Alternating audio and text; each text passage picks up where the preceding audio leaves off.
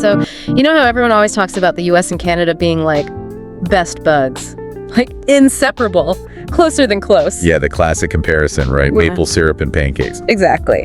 But lately it feels like someone like spilled hot sauce all over those pancakes. Yeah, it's not pretty. And that's what we're diving into today, this like surprising chill that settled over US-Canada relations. And it all seems to have started because of, well, money. Yeah, economics and politics, always a recipe for some tension, right? Right. What's really caught my eye is how fast things seem to have gone downhill. We're talking about some serious fallout here from President Trump's announcement to slap the 25% tariff on any vehicles and auto parts coming in from outside the US. Oof, yeah, that 25% tariff is going to hit hard. And it's happening soon, too, like April 3rd, 2025, right around the corner. No wonder everyone's on edge. Absolutely, it's a huge development. Totally. So right at the center of all this, we've got Canada's new Prime Minister, Mark Carney. He has not been holding back in his response to this. And then on the other side, of course, you've got President Trump himself.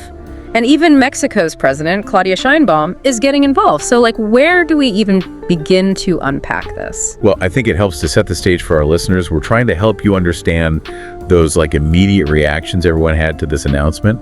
And then, what does this mean for the future? The long-term relationship between these countries? Like, is this a bump in the road or a major turning point? Yeah, for sure. And we've also got some new polling data that shows how public opinion is shifting, too. Fascinating stuff. Really interesting insights there. So yeah, lots to cover today. Definitely. All right, well, why don't we start with Canada's reaction? Because, as I mentioned, Prime Minister Carney has been pretty vocal about all this. He has. Yep. And it's been pretty striking. No kidding. I mean, calling those tariffs a direct attack on Canadian workers, that's not exactly diplomatic language. It's a strong statement for sure. And it signals how seriously Canada is taking this. They see this as a direct threat to their economy and to their workers. Absolutely. But honestly, the thing that really caught my attention was when Carney straight up said that the old relationship with the US is over, like done, finished. Yeah. And that there's no turning back. I mean, wow, that feels like a really significant statement. Like, is this some fundamental shift we're seeing here? Yeah, I think it definitely suggests that we could be seeing a really big change in how Canada views their relationship with the US, and it's their biggest trading partner. It's a really bold statement, and I think it does point to some deeper tensions that might have been brewing for a while now. Right. It's not just like a one-off comment either. So Carney took office on March 14th, and according to all the reports, he still hadn't even talked to President Trump by late March. I mean, that's pretty unusual, right? You think that would be like the first call you make as a new leader, especially given how closely the two countries are usually linked? It is odd. You'd expect those lines of communication to be wide open, especially right after an election. Yeah. So yeah, that delay or lack of communication could be a sign of how strained things already are, you know, even before these tariffs were announced. It's kind of like avoiding an awkward phone call with a friend you had a fight with. Maybe, but on a geopolitical scale. Right, exactly. So, okay, Carney isn't just talking, though. He's also saying that Canada is going to hit back with their own trade actions, retaliation, basically. But how can they actually pull that off without hurting themselves in the process? That's a tough needle to thread. It is, and that's the big question everyone's asking. Can they actually do this? Carney's been pretty clear that he wants these retaliatory actions to have maximum impact on the U.S., but minimum impacts on Canada. Easier said than done, obviously. So what might that actually look like? Well, they'd probably have to be very strategic about it, like really carefully targeting sectors where the U.S. relies heavily on Canadian imports, and at the same time try to protect their own key industries from any blowback. It's going to be a delicate balancing act. Super delicate. It's like playing chess, right? You got to think several moves ahead. Exactly. And you've got to predict your opponent's moves, too. Totally. But it's not just about economics, is it? This feels a lot bigger than that. You're right. It definitely has a political dimension, too. Carney's been using some pretty strong language, like calling this the biggest crisis in our lifetimes. It seems like he's trying to rally Canadians, you know, get everyone on the same page and present a united front against what they see as a threat from the U.S. It's a classic strategy. Unite the people against a common enemy. And it seems to be working. Canadians are definitely paying attention to this. Yeah, for sure. So it sounds like even though he's keeping the door open a tiny bit for some kind of negotiations down the road, Carney's making it super clear that things are different now. There's no going back to the way things were before. It really does sound like Canada is seriously thinking about a major change in direction. Do you think they're really prepared to walk away from that close relationship with the U.S.? Or is this more of a bluff to get a better deal? Honestly, I think it's probably a bit of both. They want to send a strong signal to the U.S. that they're not going to just roll over and take this.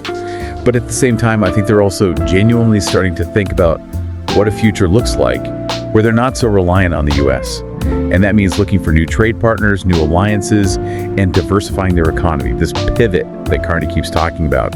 It's a long-term strategy, not something you can just do overnight.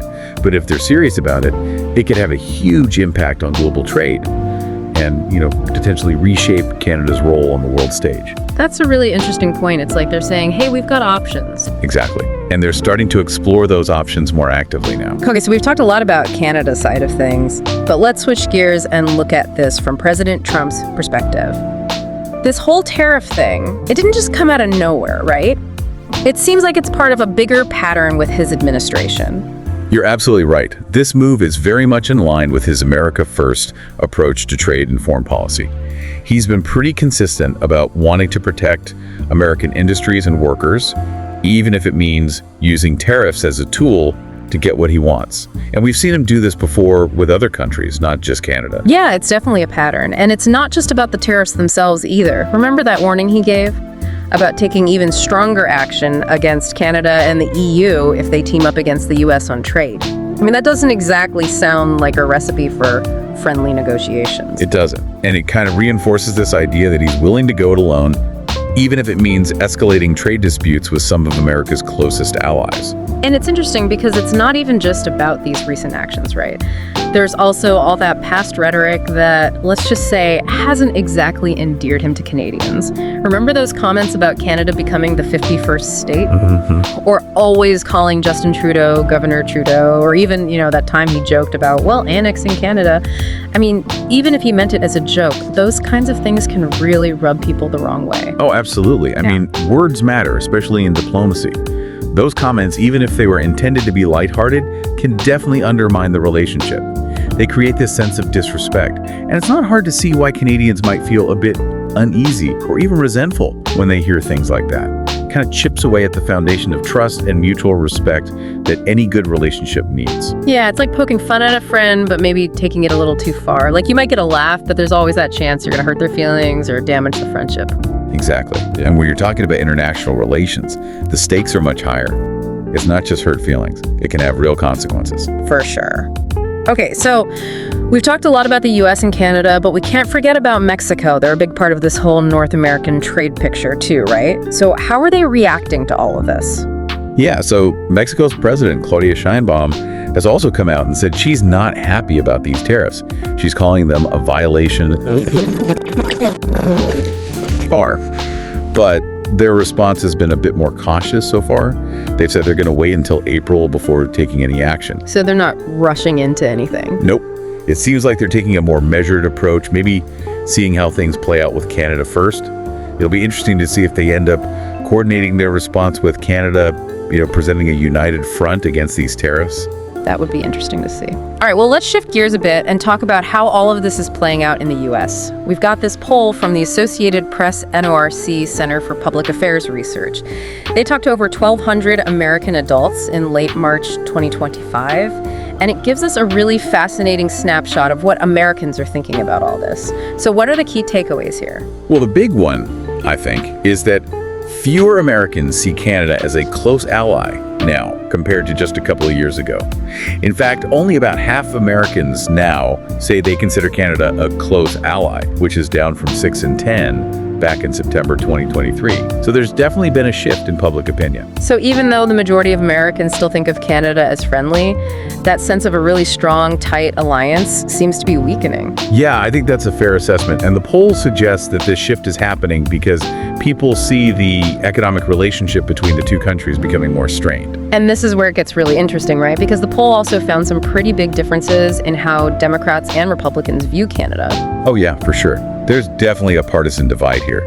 The poll found that only about 5 in 10 Democrats now consider Canada a close ally. Yeah. And that's down from a whopping 7 in 10 before the Trump administration. So that's a pretty significant drop. Wow, yeah. That's a huge difference. It is.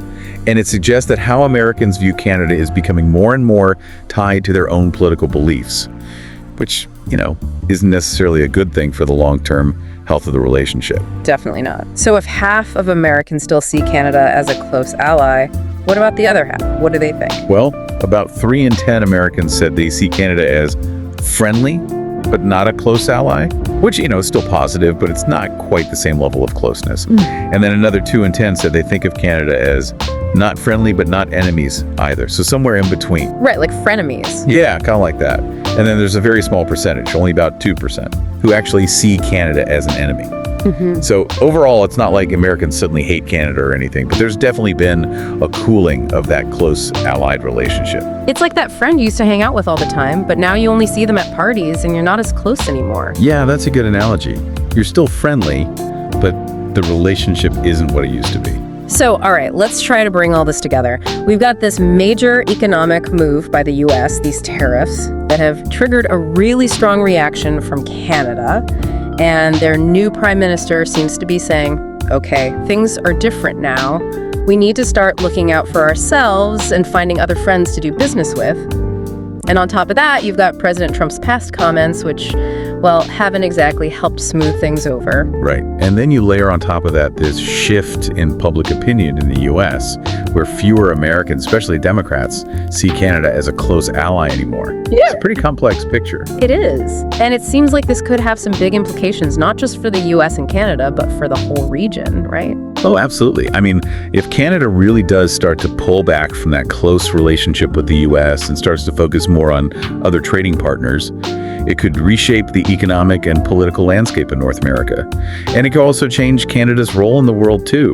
If they're not so closely aligned with the U.S. anymore, they might start to take on a more independent role on the global stage. It's hard to say exactly what will happen, but it's definitely a situation to watch closely. Absolutely. Well, thanks for helping us break all this down. It's a lot to think about. It is. But I think it's important to have these conversations and try to understand what's going on. Thanks for having me. Of course. And to our listeners, thanks for joining us for another deep dive. It's a complex world out there, but hopefully we've helped shed a little light on things.